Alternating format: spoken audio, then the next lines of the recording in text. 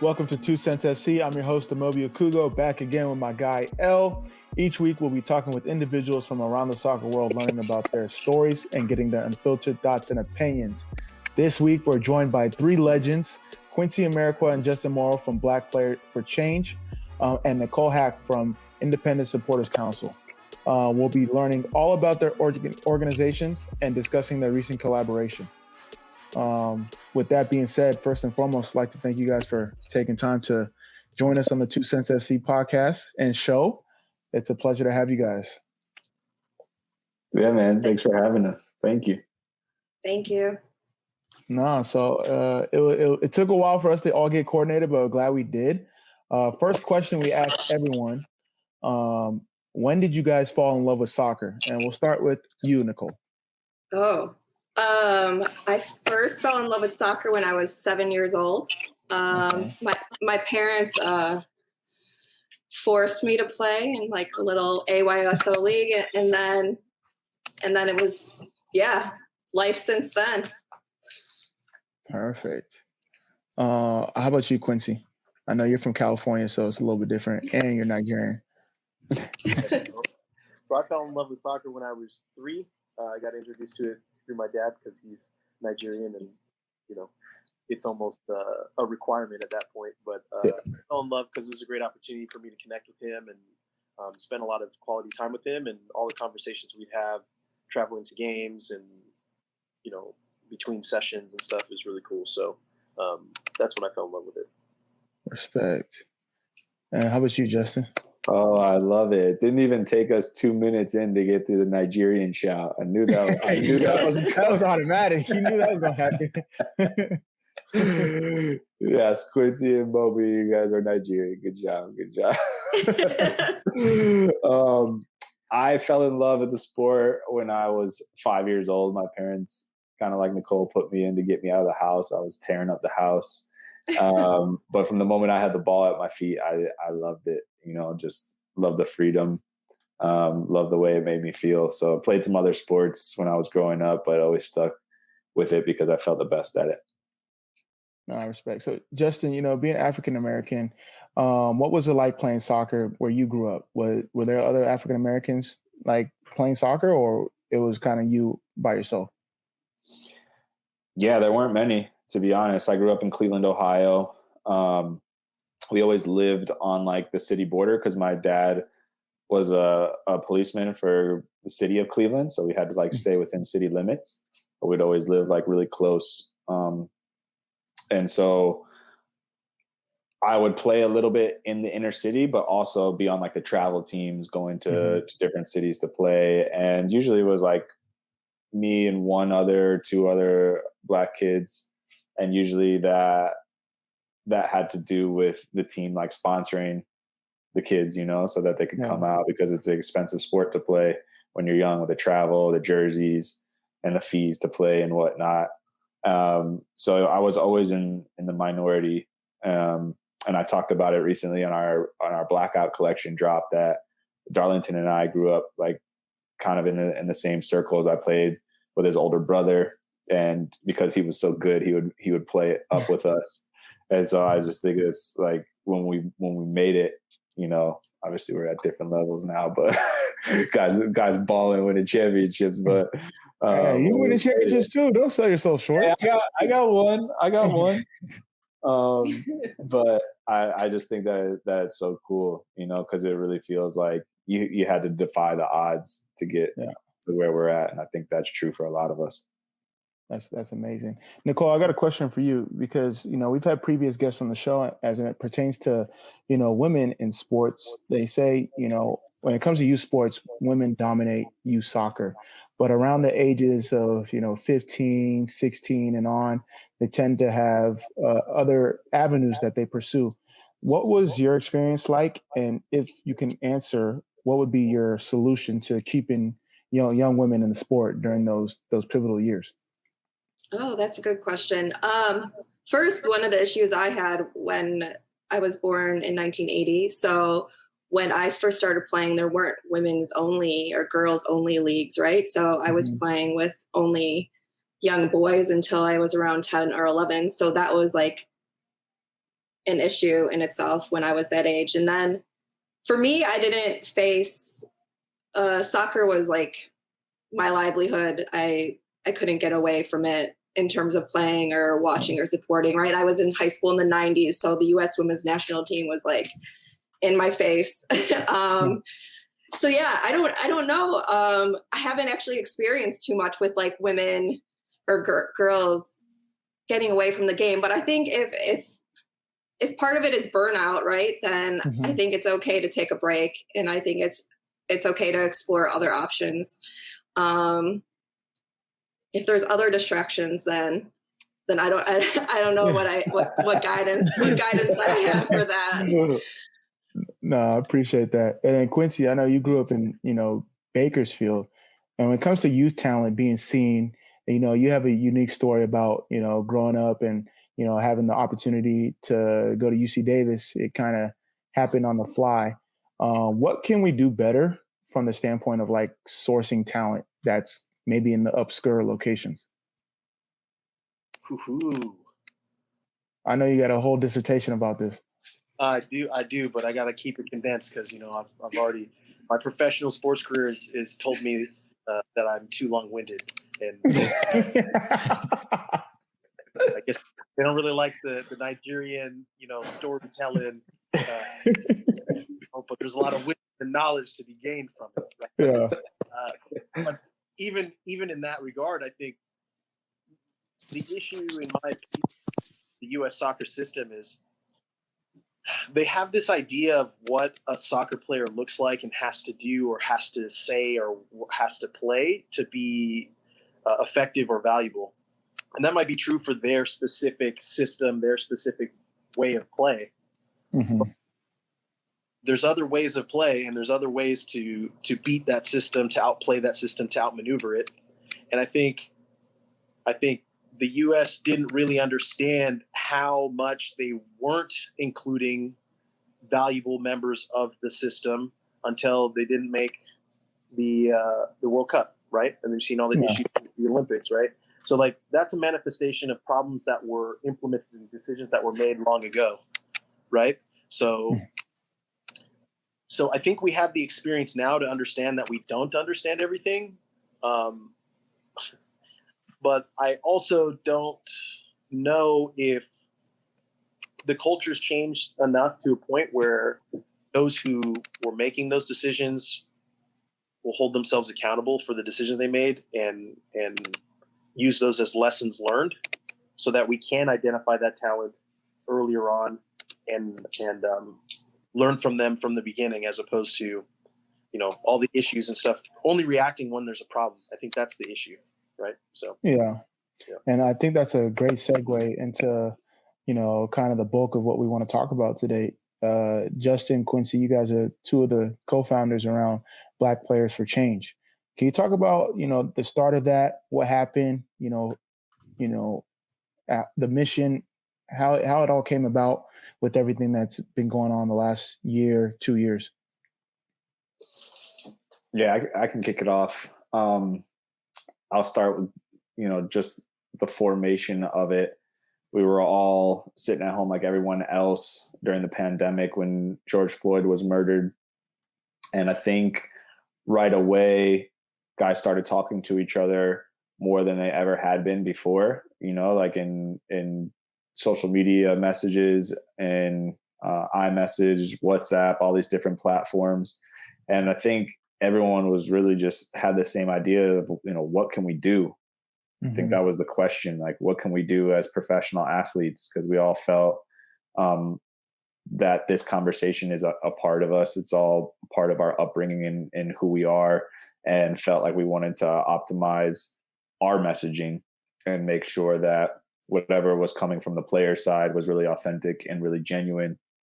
And so over the course of not very long, maybe a week or so, we got ourselves organized into a Zoom room and just had incredible energy when talking to each other. Happy emotions, sad emotions, heavy stuff, a lot of storytelling.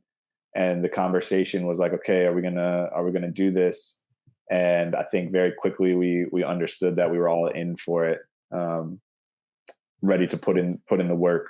And so we came out with this organization that we have today, which is Black Players for Change. It's a full-fledged nonprofit organization, and the mission now is the same as when it started, which is to end systemic racism inside of soccer and in our communities in which we live and which we play. Our platform's very big. We do a lot of different things under a lot of different pillars, if you will. But knowing that we are professional soccer players, we wanted to start there and say, okay, what can we do in our own sport to make some change? And then we can grow out of there, because we know if we can affect change in our little bubble, then maybe we can use our platform to do it in other places too. And mad respect to what you guys have done. I remember when you guys first announced everything, and I was just really impressed, because not only from an organization standpoint, but the fact that you guys had to deal with, not knowing if the season was going to continue and all the factors that you had to while you guys are doing it. So it's really commendable. And we've all been part of group chats. How were you guys able to stay organized? How were you guys able to have a clear direction in terms of, all right, we want to have this, we want to make this change. We want to make sure that we're all coming in this from the same angle, staying together. When you guys did the MLS Backus tournament, that show of unison and unity, you still get chills seeing that and remembering what you guys were able to do and accomplish. Go ahead, Quincy. You want to take that one? Yeah, that's a good question. And I guess the answer is a lot of hard work, a lot of future planning, and a lot of commitment to a larger vision and goal. Mm-hmm. You're talking about soccer's the world sport, right? So everyone has their own opinion as to how the game should be played, how it should look, what runs you should make, where to be on the field, what the best tactic or strategy is, who's the best player, who isn't. And then you have the different ages of individuals participating, the different language barriers, the different experiences, individuals in positions where they don't feel comfortable to share their honest opinion, individuals who feel overly confident to share their own opinion, right? You've literally got everything. And that means your approach has to be inclusive of everyone and everything, especially those whom you don't agree with or believe are right.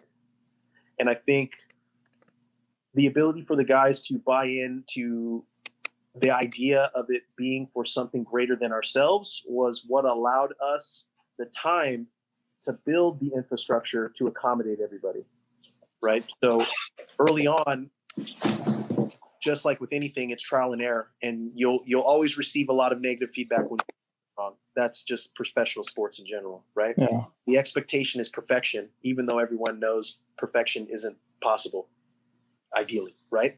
So it's how do you marry those two ideas, that conundrum? And I think that's what we were able to accomplish, and why I believe the platform we've created together is so influential and so powerful, because it allows space for any and every member who wants to participate now or in the future. And that's what I think allowed for that to happen. And I'm very grateful for the experiences that I've had personally throughout this process, though I'm sure, as you guys know, as professional athletes, not all the experiences are great ones, right? It's I'm not looking forward to preseason, even though I know I got to do it every year, right? That's true. But what comes out the other side of it. So that's what you look to get through it. Yeah. No, mad respect. And you guys have obviously, made some great impact and will continue to make great impact for the Black Players for Change and the communities and organizations you serve. I personally hope you guys can translate it to the Players Association for some things too, but we could talk about that offline. All right. Go get Quincy going. Yeah. Hey, take that online. What's going on, bro? we finished up for I want to get to hours Nicole. We got? Nicole, you're with the Independent Supporters Council. Can you talk about the mission for the ISC and a little bit more about it? Sure. Yeah. ISC is an organization. We have over 100 supporters groups who are members in North America. So we represent MLS, NWSL, USL, CPL. I'm probably missing NPSL. You're working with everybody. You guys work with everybody. Yeah, we're working with everyone. And we started in 2009. I've been more actively involved the last couple of years personally, but we advocate for supporters in their leagues as well as a platform for groups to work together and share best practices. Mm-hmm. We're rooted in independent support and building an inclusive soccer community in stadiums and within our communities. And I think if I'm going to tie in this conversation here is, right, we're here to support the players. That's our main objective as supporters. And so, especially with this last year, we wanted to know how we could support Black players better in stadium and in our communities. And that's kind of how this connection between BPC and ISC started. No, that's amazing. And, you mentioned you guys work with a number of different leagues, but specifically with BCP, I'm sure Justin and Quincy, your guys' phones and computer emails was blowing up with, we want to get involved, we want to do this, or even maybe some hate mail. But with an organization like ISC, how did that collaboration come to terms? And can you talk about, obviously you guys got to fill each other out and logistics. What is that like for people that may want to know? I'll start really quick, and I know Quincy probably helped me out on this question before. But I was fortunate enough to become friends with Jaleel Anibaba when he played in Chicago. So in Chicago. Okay, I see you repping Red Star. Oh, wait, yep. Wrong side.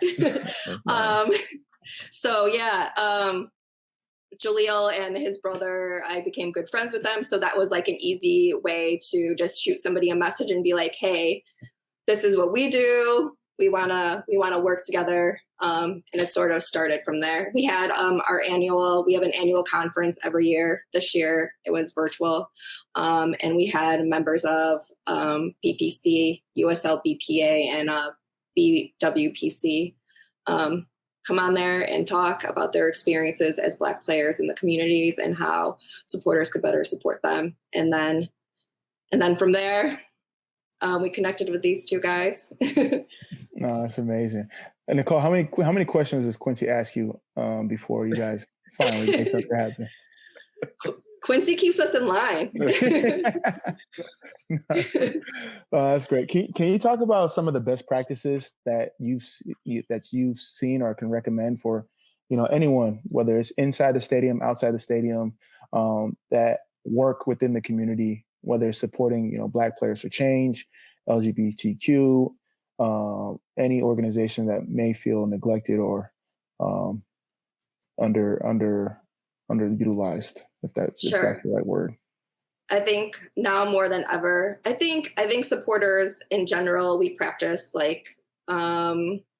supporting social justice issues. That's a big thing that supporters groups do. So now more than ever, it's our responsibility to support the LGBT community, whether that is, with flags in the stadium, or by calling out any racist or homophobic chanting, or if somebody's saying something to another supporter or to a player, that we have to be the ones to kind of step in there and ensure that's not happening in our stadiums. No, that's amazing. Can each of you talk about, or if one of you guys wants to take the lead, can you talk about some of the initiatives that you guys are looking to move forward with as we close out? These years go by quick, 2021, and move into 2022. Oh yeah, that's a scary thought, moving to a new year already. Yeah, I mean, I think Nicole set it up very well when we talk about this natural connection that we had. Amobi, you said it. There was a lot of organizations that have reached out to us wanting to do something. ISC was one of the first, but they just wanted to pledge their support and let us know, hey, we're here for you. We'd like to donate at some point in time, just, touching base. And And then as we started to feel each other out, we had different connections like Nicole was talking about. And then we came to the point where Juneteenth was coming up of this year, and it was our 1 year anniversary. So we were looking to make a big statement, and we thought, what more beautiful statement to make than with the fans and the players together, because we just hadn't seen that yet, at least between Quincy and I and some of the other guys in BPC. We hadn't seen that in our careers, like the fans and the players really doing something together. So Nicole and her team were fantastic to work with. We worked really hard over, I think, like a 6 or 7 week period meeting, trying to figure out all the logistics of what it is exactly we wanted to do. Was it only something in stadium? Was it in stadium and online? We ended up doing both. We have a T-shirt out, but the day of Juneteenth was just phenomenal. It surpassed all of our expectations.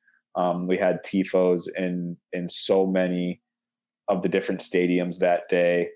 And on top of this, kind of commitment to each other, it was also a beautiful display of the message and the continued conversation, because we were very wary of that happening and that going away after a year's time, being like, okay, we want to reinforce that we're not going away. We're here. BPC's here to stay. And look, the fans care about this message just as much as we do. So Juneteenth was a wonderful show of support for each other. And we can't thank ISC enough.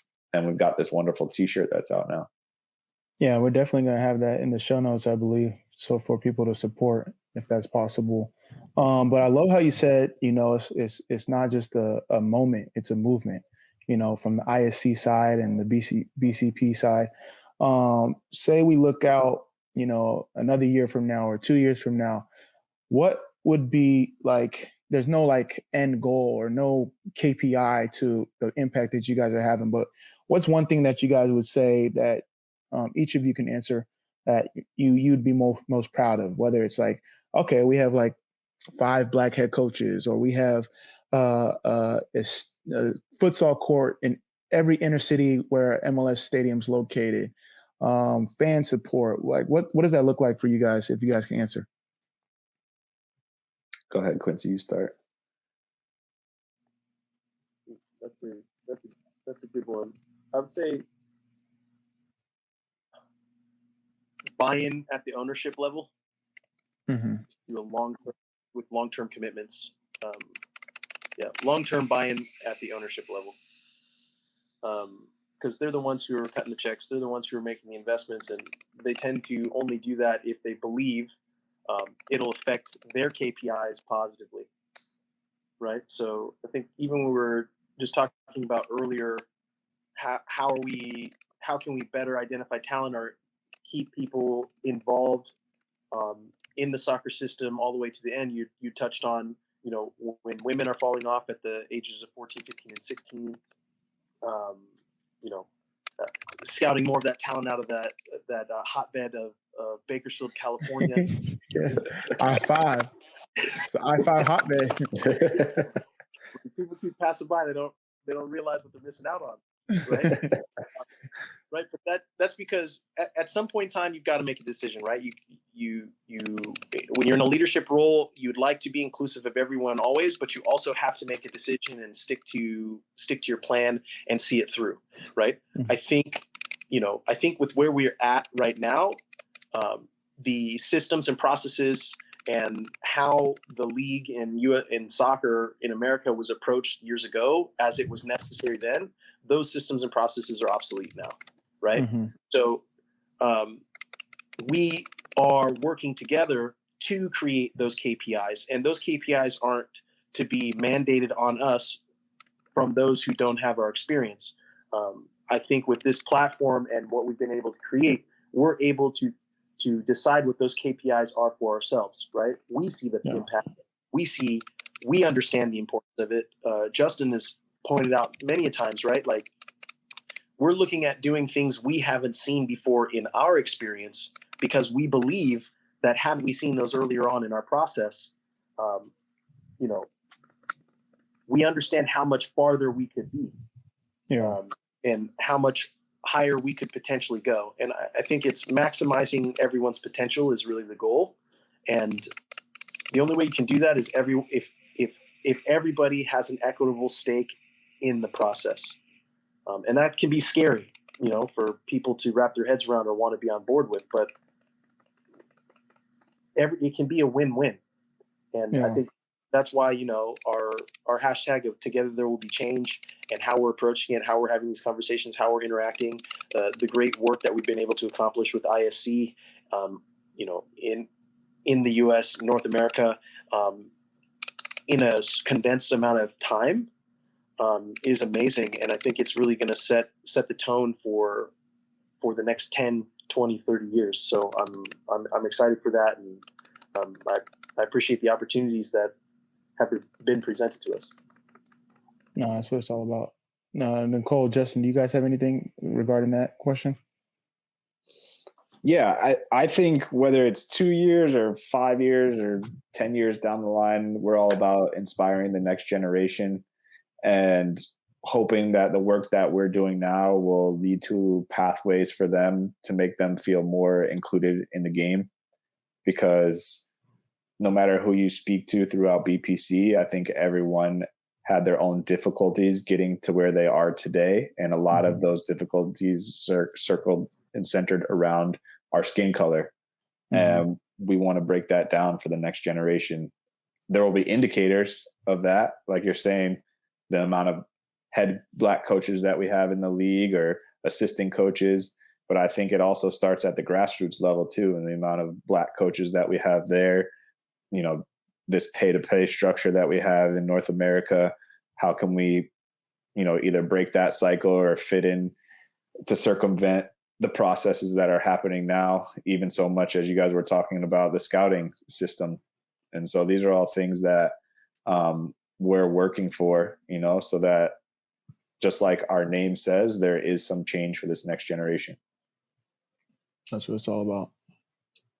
Yeah, and to back off of what Justin and Quincy said, supporters culture, the supporters community is similar, right? A few years ago, there weren't many women leaders in the supporters culture. And now, when we go to our annual meeting, that's almost half of us that are women there, which is amazing. But now we have to take the next step and make sure that the Black community and minority communities are better represented in that avenue. And there's a lot of new Black culture supporters group popping up in DC, in Madison, in Chicago, in Albuquerque. So I think that's the change that's starting to happen. And I think as a white woman, I'm doing my best to unlearn and relearn too. And I think that a lot of us are just trying to listen and be supportive and promote that inclusivity. No, that's what it's all about. Quick question before I let Elle take over. Justin, Quincy. So say someone says, how do you think it is when it comes to like racist chants? Do you think points should be deducted? Do you think automatic, players should be allowed to walk off? Like, what's your guys' stance on that? I think for sure 100% that players should walk off the field. I don't think that we should be tolerating any of that, whether it's a racist comment made on the field between players, referee to player, coach to player, fans. We should not be tolerating 1 second of that. We should be walking off. And yeah, I would argue for points deduction as well, because I think that's what it takes now. I think we've been living the same way up until this point, and it's not going to change unless we change the things that we are doing about it. Because if we just keep doing the same things are going to happen. Yeah. So even in a league like MLS, where it's like, I mean, if you make the playoffs, cool. If you don't, cool. Yes. Okay. All right. Sounds good. Quincy's waiting. What you got?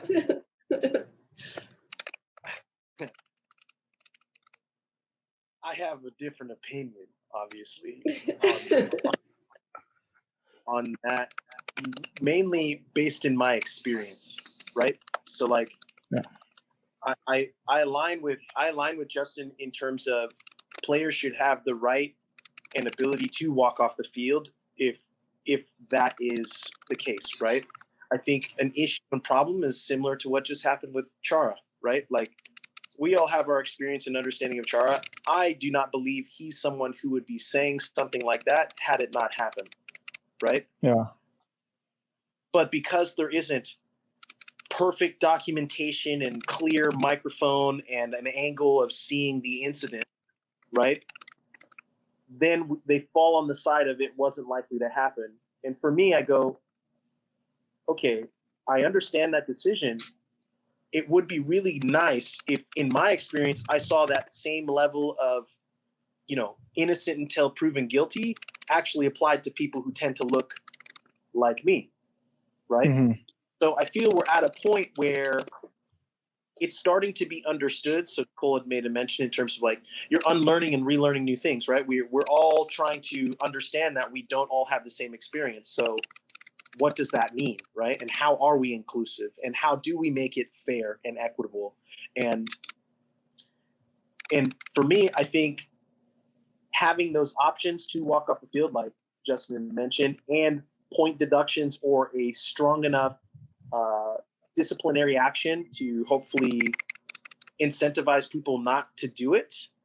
I get that.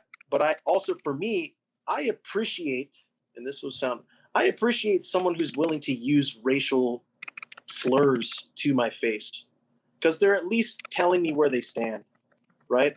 I'm not having to pretend as though they support me or they believe in people who look like me and then find out later that they were backstabbing us and doing all this other stuff. So I think just having the options is most important.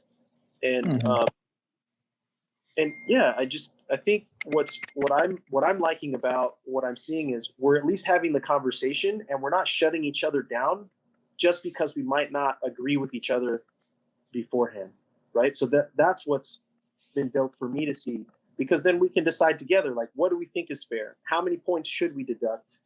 Should we have microphones on the field? Okay, if we don't have it clear, it should be innocent till proven guilty. Sometimes we're going to get it wrong and it's not going to be there, but at least now we can get those data points to make a decision as to if we made the best decision or not in the future. So yeah. No, yeah, that's a great point. I'm not one for condoning violence, but I think one of these days you're going to see like a Ron Artest type situation because right? Because I mean, it just happened to me in the league, both MLS and USL, where someone said a racial slur, you bring it up, and they're like, yeah, we're going to address it, and then they try to wait till everyone forgets. So it's like, well, I don't forget. I know we're going to play them next time. So if I get a yellow card or a red card, you know why. So.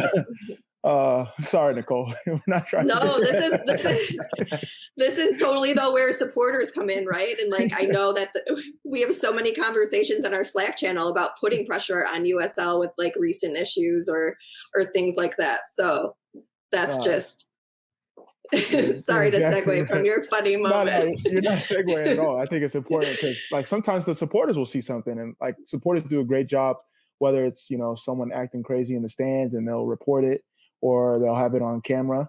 Whereas sometimes it's on the field. It's like, yeah, he said, she said, we don't know. Sorry. So I appreciate your input, Nicole. And Justin and Quincy, you guys can attest to it as well. So yeah, 100%. Oh. All right, cool. So before we jump into no card, yellow card, red card, I want to talk a little bit more about the Tshirt collaboration that you guys are doing. Tell us more about how it came to be. Who designed it, who are the players involved, stuff like that. Want to know a little bit more about that, and also where we can get it and where we can support. Yeah, Justin, I don't know if you want to start with like Bailey Brown is the president of ISC, and I think she and Justin started having conversations. I don't know if you want to start with that. Yeah. I mean, that's how it came about. When we were all coming together, we were trying to figure out are we just going to do tifos in the stands, or what other opportunities are we going to have to push this message of unity between the players and the supporters? And so we decided, let's do a t-shirt. We haven't done any official like BPC merchandise up until this point. We've done a couple of projects, one with Adidas, Major League Soccer, one, Blackout Collection, which was kind of our own doing in collaboration with Participation Trophy Studio. So we're like, all right, those have been going well. Let's do another t-shirt. And of course we have to have one of the supporters do it. and of course we would like the supporter that's going to do it to be a Black artist. So we went to Nicole and Bailey, who came up with the perfect person to do it. Came up with some incredible renderings, and we decided, okay, we want to send a really strong message, and on top of that, we want all of the supporters groups to be included. So I don't know if you want to pick it up from there, Nicole. Yeah, well, I would just want to give a shout out to Chris Fox, who is co-founder of Featherstone Flamingos in Madison. We all know that Madison has done tons of awesome creative work. So he used the inspiration of cross colors with Carl Jones and created this really dope shirt with another artist friend of his. And so can't thank him enough for his help. It's amazing. No, I definitely gonna have those in the show notes for people to support. Definitely check out blackplayersforchange.org/Juneteenth. Make your donation. Donate as much as you possibly can. It's all going to a good cause, and you'll get a dope t-shirt out of it. So make sure you guys tap in with that. Thank you. And also, I have some ideas as well. So here at 2Cents, we have this new thing that we started called Collect the Homies. So anybody who's come on the show, we consider you a homie. We consider you squad, part of the team. Yes. And if you've been a player, we try to collect at least one piece of memorabilia from each player and get them to sign or personalize it. So shout out to like Darius Barnes here, got his rookie card signed. Rookie card. Mo Du's been on the show. Our guy Amobi, obviously. And shout out to Jeremy Bobisi, got a jersey from him. Joe Jow, Jaleel, signed jersey as well. And I think it would be super dope to get some Black players for change, get their rookie cards, get them signed, and donate those as well. So I think that could be a dope memorabilia item that you guys can donate for whatever fee someone chooses to enter, and also add that to the collection. So of course, man. I got to go through like to do with you guys. My Topps collection and see if I can scrounge up some rookie cards. But if not, for sure. Some San Jose rookie cards, huh? Yeah. Some Earthquakes playing in Buckshaw. We'll get you something over there. Old school days. I appreciate it. For sure. I know Quincy's probably gonna do like an NFT. He's doing high level stuff. You already know I was going like, hey, we can do NFTs right now, bro.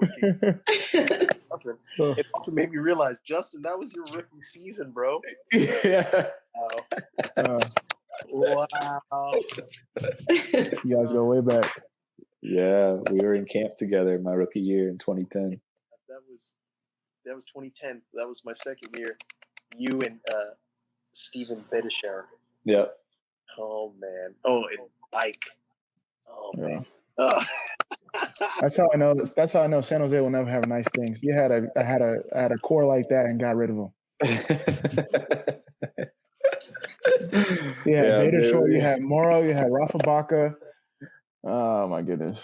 You got one of the all-time leading goal scorers and have only been to the playoffs twice in that span. Crazy. But hey, we're not here to talk about that. Hey, their GM spot's open, Amobi. Just saying. Hey, you went to crossover. You went to crossover business. I'm probably not in good standing with anyone at MLS. So that's you. Positions open. I'm gonna have to write a manifesto like Ali Curtis to hopefully get a look. That's funny. Amobi out here making enemies. It was unknowingly. But it's okay. When you reflect back and you start thinking about it, you go, that company, that person. Yeah. Ruffle some feathers, huh? All right, well, we ain't gonna get Amobi in any more trouble that he's already in. So let's jump into one of our favorite segments of the show, no card, yellow card, red card. So this is a rapid fire segment of the show where I'll read off a news headline or a news topic. It can be soccer related, it can be pop culture related, doesn't matter. But we'll rate that topic and give our opinion on that topic using the soccer card system. So no card is, I agree with it, I'm cool with it. Yellow card, I can go either way. And red card is I disagree, or I'm not cool with it, foul. And then give like a short explanation of why you gave it that card, right? All right, so this week we only have one, but I think it's a meaty one. So the Future of Football tournament is being played somewhere in Europe, and it's featuring the academies of PSV, Alkmaars, RB Leipzig, and Club Brugge. And the interesting thing about this tournament is the new rules that are being trialed here. So just a note, FIFA has no involvement in these experimental changes. These are some new rules that are being trialed, I guess, to kind of appeal to Gen Z a little bit more.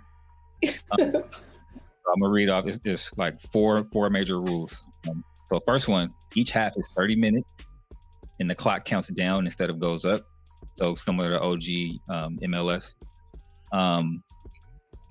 2, there are unlimited subs. 3, there's a 5-minute penalty or sin bin. So think about like a hockey penalty for any player that draws a yellow card. 4, there's no throw-ins. So there's only kick-ins and stealth kicks are permitted. So you can like do a slight dribble and then that, qualifies as a kick. So what card are we giving these experimental rule changes?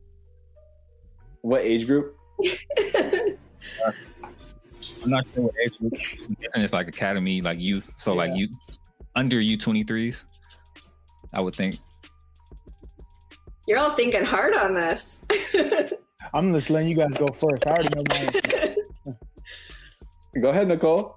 I hate change, like in that sense. So like, I was like, wait. You said in that sense.